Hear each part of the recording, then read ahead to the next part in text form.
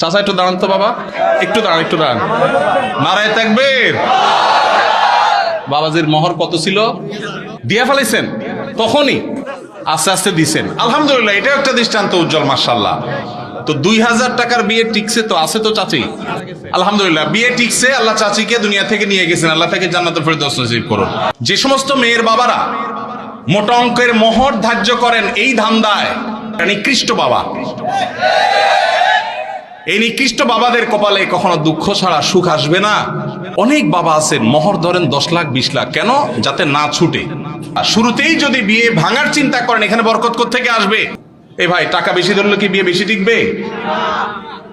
মুরব্বি যারা আছেন খবর নেন, অল্প স্বল্প মোহরের টাকা ছিল, কিন্তু বিয়ে মাশাআল্লাহ এখনো টিকে আছে। আর যুবক 10 লাখ 20 লাখ মোহরের টাকা ফুটুস ফুটুস করে ভাঙে। যে বিয়েতে সবচেয়ে মোহর কম থাকে সেটা বেশি বরকতময় হয়। আল্লাহ আমাদের সবাইকে বুঝার তৌফিক নসিব করুন।